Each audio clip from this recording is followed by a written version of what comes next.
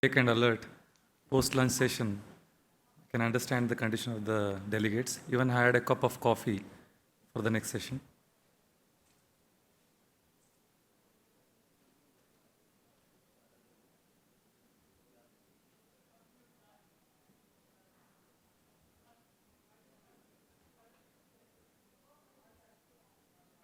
The objectives, evaluating and understanding the fracture, planning and surgical execution, usually seen in bimodal age distribution, high energy trauma in younger individuals and trivial trauma in old osteoporotic patients. The problems here, what we encounter is small articular segments, comminution which is metadiaphyseal, soft tissue injury, prosthetic issues and combinations. The characteristic deformity is shortening of the fracture with varus and extension of distal articular segment. Shortening is caused by the quadriceps and hamstring muscle. Extension and varus is caused by the unopposed pull of the gastrocnemius and adductors. This is AO classification. A is extra-articular, B is partial intra-articular, and C is complete intra-articular. Again subdivided into the sub-classification. I will not be going into detail of this. We need to understand the anatomy of the distal femur. It has a valgus of 5 to 9 degrees. The weight bearing starts from the head of the femur to the center of the talus. Posterior half of the condyles lie posterior to the femoral shaft. The femur transitions from cylinder to condyles, and further medial condyle extends inferiorly, as you can see here, which is very important. I will be coming about it in the coming slides. It is trapezoidal in shape. Unawareness of the anatomy leads to the anterior displacement, medialization and external rotation of the femoral condyles. Both medial and lateral condyles, they merge ventrally at 15 to 25 degrees of angle, and ventral and dorsal joint lines are not parallel. That is very important, which needs to be taken care. Excuse me.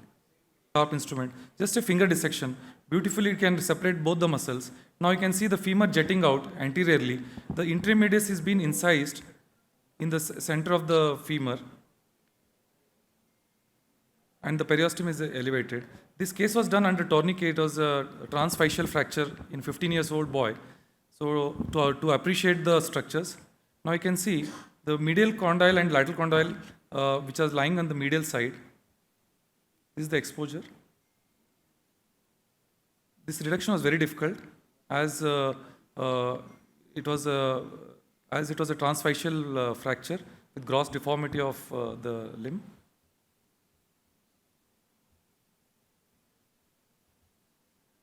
Now, this is after plating. Now you can see once the knee is flexed to 90 degrees, 70 degrees, you can see both the condyles, lateral and medial, beautifully with posterior aspect of both the condyles. This spike which is being put between the patellar tendon and the medial condyle, once you start retracting with the bone spike, you can even visualize the medial aspect of the medialmost part of the condyle, as you can see here. Now you can add a plate through the same approach. You need not go for separate medial approach or any minimal invasive approaches in this case. You can add one more plate on the medial side. Ideally, the plate should be more posterior medial than dead medial. Now, even what I try to do is, to confirm the notch screws, I pass a mosquito in the notch area, which is shallow anteriorly and deep posteriorly, and try to palpate. Delegates. Yeah, this is talk after Rahul's lecture, great lecture, and which he has elucidated all the basics and also some of the complex cases.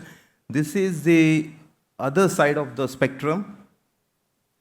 And if you see these cases with open fractures, with significant amount of bone loss and lot of comminution, and some of the cases with infections and late presentations, then our idea of internal fixation, it becomes a little bit doubtful.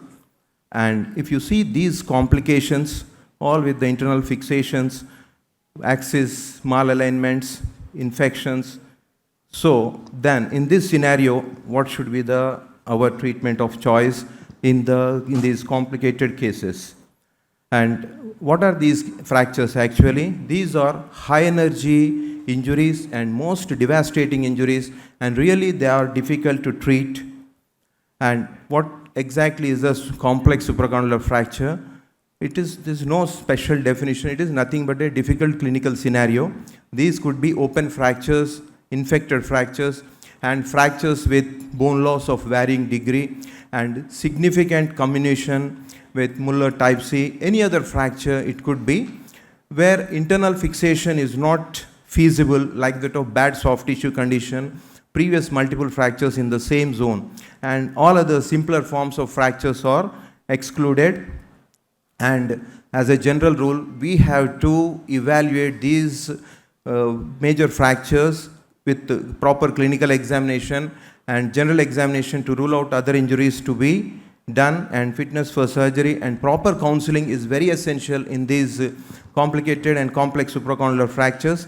Clinical condition has to be explained to the patient, and what is the type of treatment which you are delivering to the patient has to be explained properly, and its advantages, disadvantages, and duration of time has to be explained, and what is going to be the outcome of these fractures. In the first instance, we have to explain to the patient, and what are the objectives of these in these situations. One is the infection-free environment we had to generate, and wound healing is the first battle which we have to win, and osteosynthesis, and we have to cover the bone loss also, and the final thing is, the most important is the stiffness of the knee in these cases.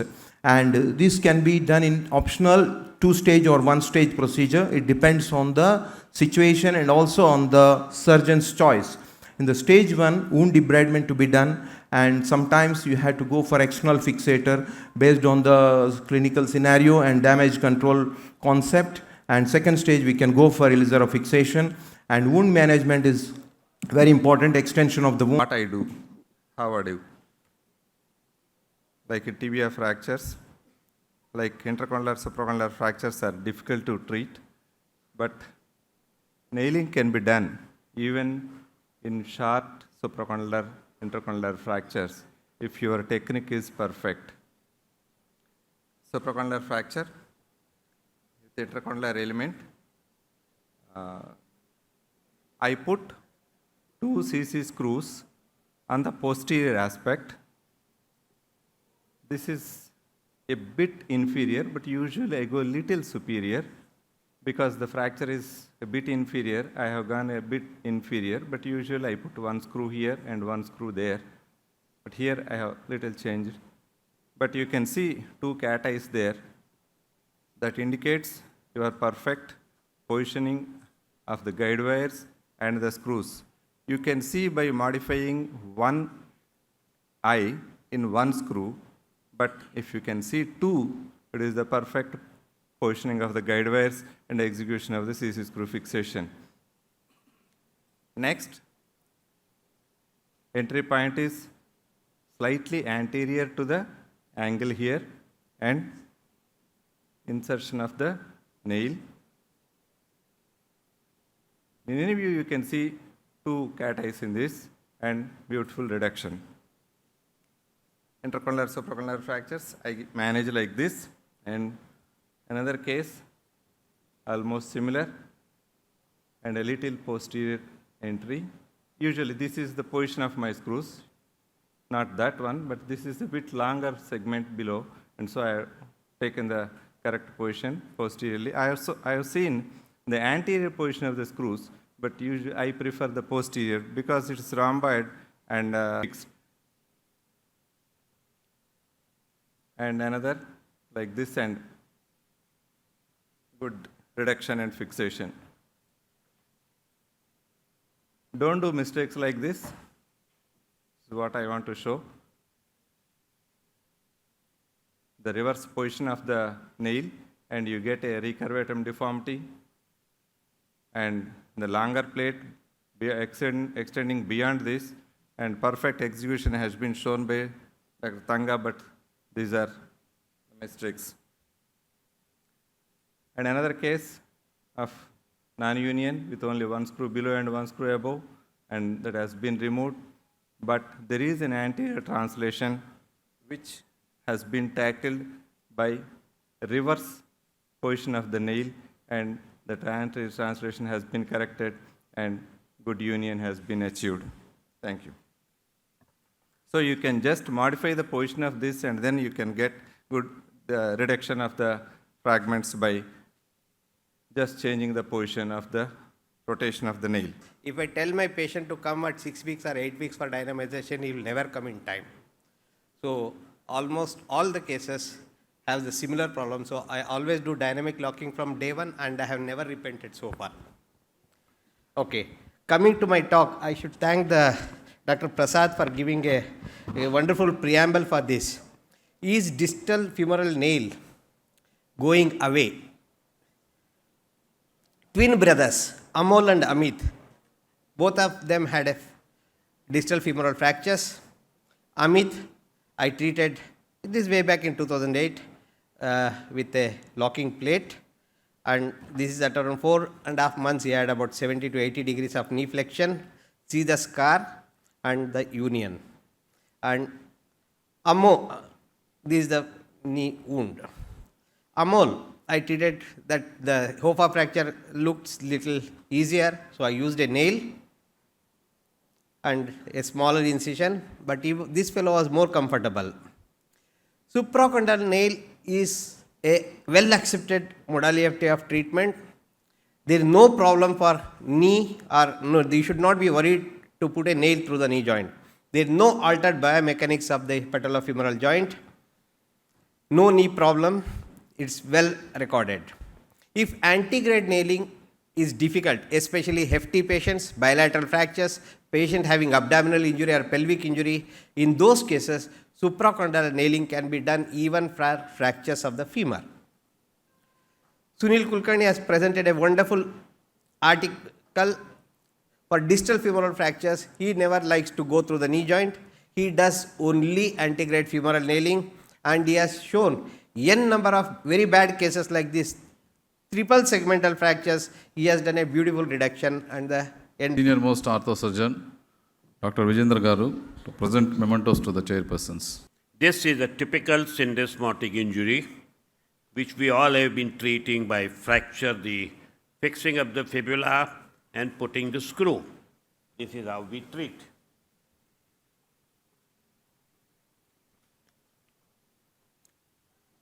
I feel you cannot treat a syndesmotic injury without the CT scan. Because as you can see, this is the fracture, and the CT scan shows this is the type of a syndesmotic injury. This is the posterior malleolus, and this is where the situation is. So the posterior malleolus, in order to see, you must have a CT scan. Today I feel I don't treat a proximal tibia and the ankle joint trimalleolar fracture without the CT scan, because then only you can find out what is happening. Now here it is, syndesmotic injury is depending upon these four ligaments. First and the foremost, this is the interosseous membrane. This controls the syndesmotic joint. 22% is the contribution. The second thing is this posterior inferior tibiofibular ligament. This is the one which controls the joint at 33%. And then this is the anterior inferior tibiofibular ligament. So these are the three ligaments which control the syndesmotic joint. So when they are broken, the syndesmotic displacement occurs. Now the relationships of the interosseous membrane and the deltoid ligament of the syndesmotic instability, if the deltoid is intact and the interosseous membrane is cut, there is no displacement of the fibula. But if the syndesmotic displacement occurs if the interosseous membrane is cut and the deltoid is cut, then there will be a displacement which will occur. Now, all these three ligaments which are there, which is controlling the syndesmotic joint, it has a bony attachment. It can have a bony attachment. Here you can see the posterior interosseous, posterior malleolus is not a bony fracture. It is a rupture of the posterior tibiofibular ligament. And so when we do the surgery of the posterior malleolus, it is the surgery to re-establish this ligament. Every ligament has a potential bony injury. Like in a medial malleolus, there is a medial deltoid ligament is attached. Interosseous membrane, there is a fracture of the fibula. Anterior tibiofibular ligament, there is a Tellox fracture or a Shaput fracture, which is known as. And a posterior tibiofibular ligament is the posterior malleolus. These are the 4 fractures which occur there. Now, this is the fracture of the fibula above the 4 millimeter there. This is the Tellox fracture, which occurs in the anterior one. And we have already seen the posterior malleolus, which is there, and this is the medial malleolus. Now, if we fix all these fractures, then the ligaments responsible for the syndesmotic instability are made intact. Now, it needs no extra syndesmotic screw. Syndesmotic screw is not required if you have fixed up all these ligaments which are injured. So that is the reason why this is very important. Now, here is the fracture which has occurred, trimalleolar fracture, the posterior malleolus is also there, fibula is also there. And in these situations, when you do the CT scan, you realize what has happened. And in this situation, you can fix up all these ligaments. Please see, the posterior malleolus is only fixed from posterior to anterior. It is never fixed anterior to posterior. And this posterior malleolus, anatomical reduction of the syndesmosis has been found to be the only significant positive predictor of a functional outcome. So, now when do you need a syndesmotic screw? If you have all the bones which are fractured, you treat them, you don't need syndesmotic screw. So when do you need the syndesmotic screw? What is the purpose of the syndesmotic screw? Once we understand the whole mechanics, then only we can treat the syndesmotic joint properly.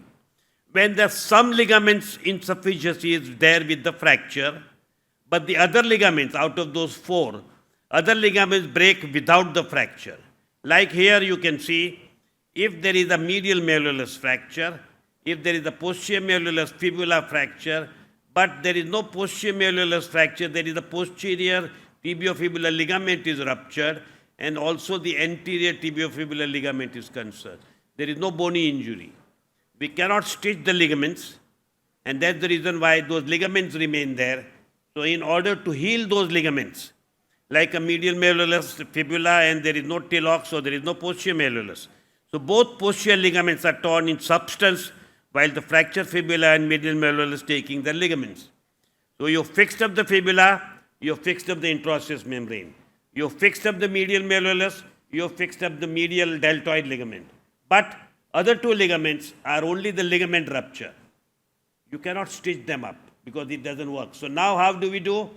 We keep those ligaments in a normal anatomical position and they allow them to heal. And in order to keep that normal anatomical position, we fix up the fibula to the tibia so that the fibula remains stationary on the tibia and those ligaments will remain normal. And that is the purpose of the syndesmotic joint. Now here it is, stitching the ligament is not very fruitful, so we want them to heal in a normal anatomy.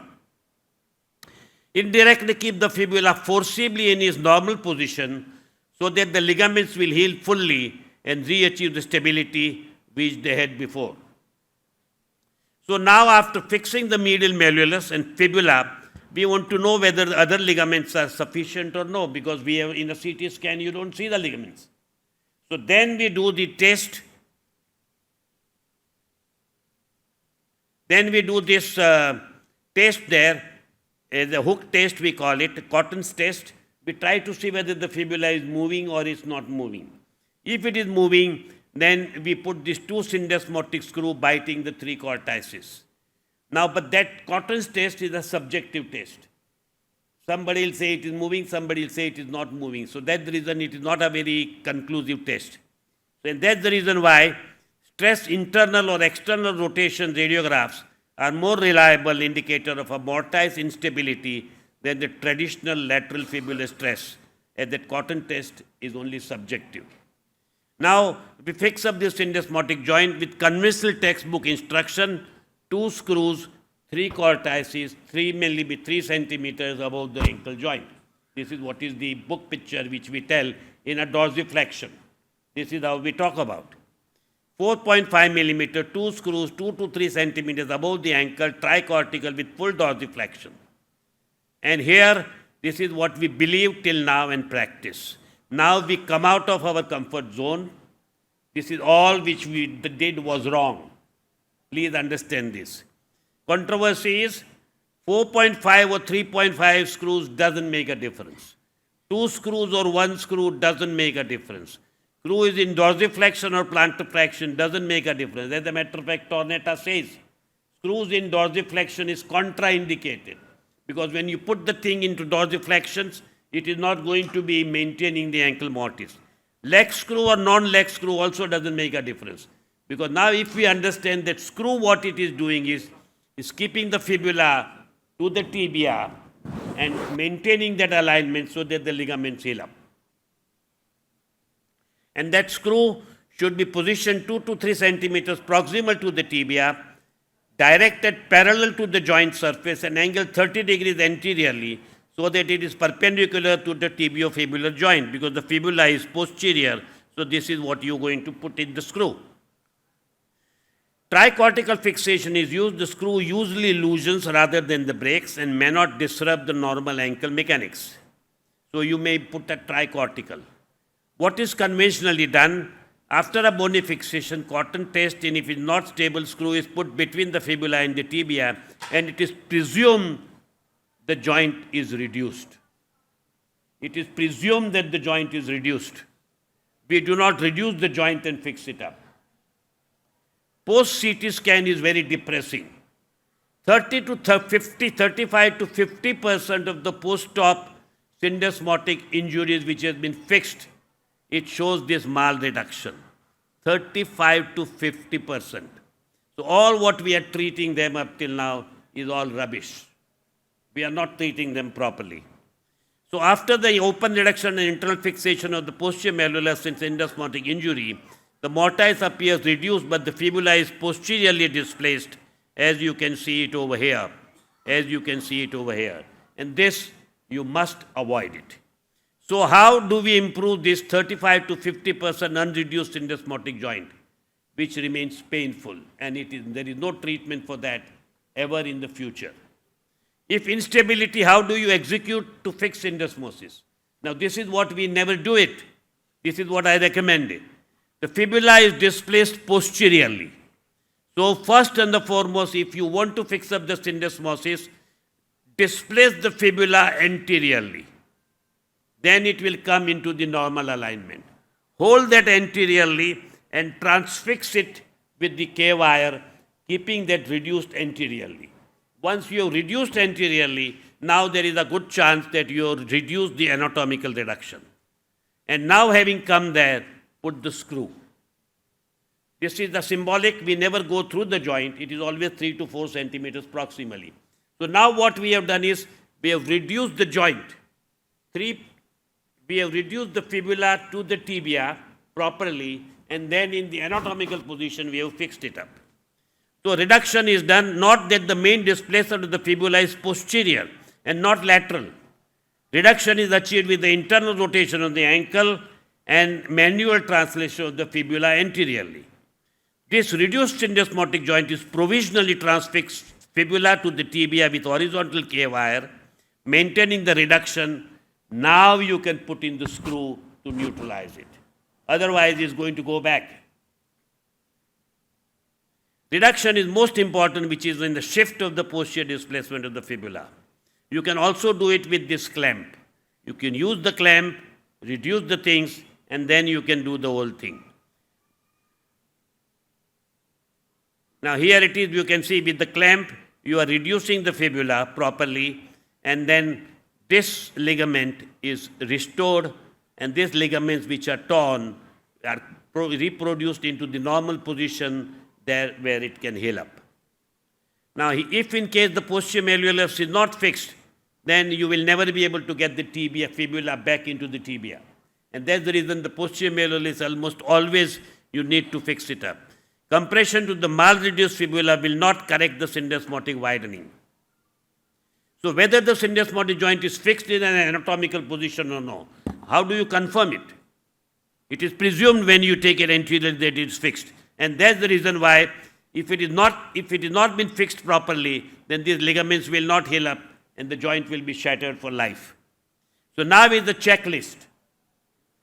After fixing the syndesmotic joint, see whether the joint is anatomical position. CMU is not very confirmative. It may be indicative. Intraoperative CT is ideal, which in our country we can't do it. So which is difficult in most setup.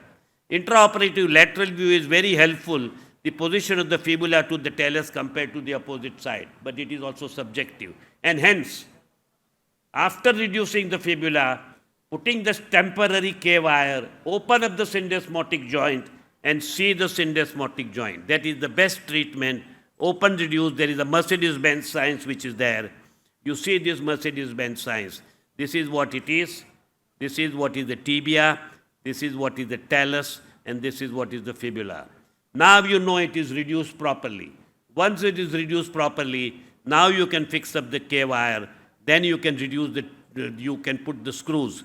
When do we remove these syndesmotic screws? Conventionally, we talk about it. We remove in 6 weeks' time and let the patient walk about. Does ligament heal up in 6 weeks' time? It never heals up. Bone heals up, but the ligament doesn't heal up. So you cannot remove the screws in 6 weeks. It will again redisplace and you will have a malposition. 6 weeks non-weight bearing, this is what we do it. Now, healing of the ligament, which takes 12 weeks to 16 weeks, so early removal is harmful.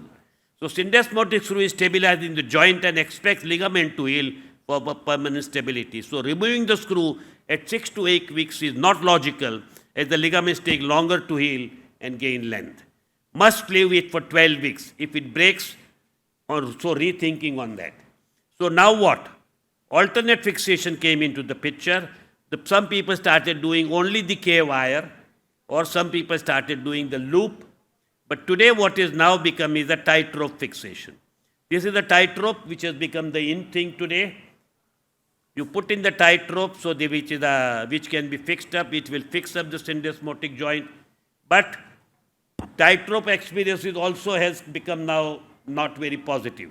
There are significant rate of osteomyelitis with the disturbing warranting signs. Investigations have shown that. And that's the reason the tightrope is also being questioned now. So we have gone back to the screw. So we have come back to the old-fashioned screw, which is today most acceptable. Either two screws, 3 cortices, 2 screws, 4 cortices, but bring the screw slightly out of the 4 cortices to remove it if it breaks. In conclusion, if we fix fractures, plate fibula, interosseous membrane is restored. If we fix medial malleolus, deltoid is restored. If we fix posterior malleolus, posterior inferior tibiofibular ligament is restored. If we fix Chopart, then anterior tibiofibular ligament is restored. So all ligaments are restored. One does not need a syndesmotic screw. No avulsion seen, ligaments are only ruptured, and then we have to put those ligaments into the normal anatomy and fix up the fibula into the normal anatomy to the tibia. Otherwise, be aware of these malreductions. All these are the ones which are very common, and you will always end up into this malreduction. Never get trapped into this. These are the ones which is there, short screws, and then you will always get a redisplacement there. And that's the reason today the situation is never put the short screw and get the redisplacement. Because this fracture, once it occurs, malreduced, it will never be able to really come back to normal. If the fibula is short, you will still not be able to reduce the syndesmotic. As you can see, it has happened. So all what you can do now is lengthen the fibula with the graft there, and then the whole syndesmotic is corrected. So in the mortise view, you fix it up, see whether the fibula is perfectly all right or no, and then only you can accept the thing. The conclusion, syndesmotic injury has changed understanding. We must follow the newer understanding, otherwise we are going to ruin many of the ankles if we just treat it with the conventional style. Thank you very much. Thank you, Dr. 2019 Dr. P.N.S. Prasad to honor the stalwarts Dr. D.D. Thanna with a shawl. I request the chairperson also to present a small token of appreciation to the stalwart Dr. Thanna.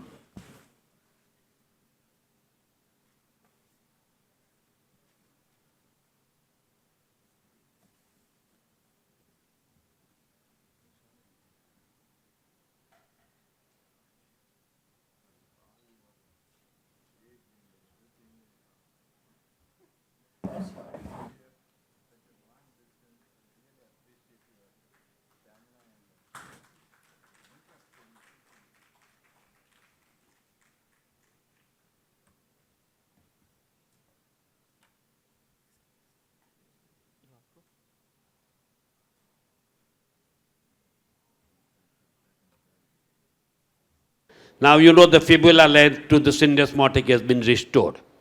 Now whatever is the gap in the fibula, fill it up with the graft and put a plate. Same thing in the medial malleolus which is there, which you will have to fix it up and reduce the medial malleolus 100%. I always open up the joint and see that the medial malleolus arch is 100% reduced. Reduce the medial malleolus 100%. And the posterior malleolus, which is always there, which is displaced, you will have to again do the same thing, freshen it up, remove the fibrous tissue, and put the posterior malleolus back. And all these old cases, you will need a buttress plate to the posterior malleolus. Then only you will be able to fix it up. So the implants remain the same, but the whole surgical exercise changes dramatically. And delegates, thank you for the invite to the organizing team. My name is Murali Krishna Sayana. I graduated from Osmania Medical College, and I seem to have the honor of being the only overseas faculty, but in fact, I'm very local to Telangana. Now, I work in a place called Drogheda. It's, if you look at Ireland on the west side of Europe, on the east coast, that's where I work. It's a district general hospital. I call my topic as peri-implant fractures and not peri-prosthetic because you see fractures which occur around short gamma nails, PFNAs, and plates. Unless somebody like Dr. B. Shivshankar removes all the nails and plates, you will have peri-implant fractures. Okay? The reason is the patients are living longer and they would have had some orthopedic procedure done before. And not too often you see an X-ray like this. And the whole treatment changes because of the implant that is already in the bone. And amazingly, all the patients now want to return to pre-injury function status, irrespective of having a complex injury on already a pre-existing implant and decreased function status. And you'll see X-rays like this as more and more patients have more and more arthroplasty done. Now, I will go through a 84-year-old patient who presents with a fracture going through the metaphysis of the distal femur. So that's a long stem femoral implant, and this is a cruciate retaining total knee. And she presents with almost undisplaced fracture. And if you zoom in, you can clearly see the fracture has occurred at a stress riser. This is a stress riser because this is where the cement ends, and this is where you have the metaphyseal bone. Now, if you look at the top end, this patient has been a stress riser for the surgeon. The amount of surgery she's had before, a revision shell with a plaid done on this. Now, why did this fracture occur at this situation, at this location? It's because the implant Young's modulus hasn't changed. It's the same. The bone cement, which is ending up there, hasn't changed its Young's modulus. But as the patients grow older and the bones become osteopenic and osteoporotic, the bone Young's modulus decreases at this place. And when subjected to bending moments, you will have a stress fracture. What do? Obviously, you do some templating. You can play with all your software and say, I'll do a plating like this. But intraoperatively, it may not be possible. You have to end up doing a plating with cables and also put a strut graft. I don't know if it projects well. There's a femoral strut graft there. Okay? And this is a 2-year follow-up. So what was done here was an anterior femoral strut. We used femoral head, used a bone mill, and got the femoral head croutons, used a DBX, and did a plating. All this callus is from the femoral head croutons. Okay, so what did we achieve here? We achieved fracture union. We achieved bone stock in an osteopenic patient, and she was able to get back to her earlier quality of life. This is another situation where you have a 70-year-old patient. And you can see the fracture is not distal to the tip, it's far into the isthmus. And this probably would have occurred even without a total hip. It's probably not secondary to a stress riser. So in the ED, they apply a Thomas splint. If you go back previously, when you see X-rays where you have AP view and the lateral view in the same film, it is very obvious the patient hasn't been properly managed in the triage in the emergency department. This should have been splinted properly.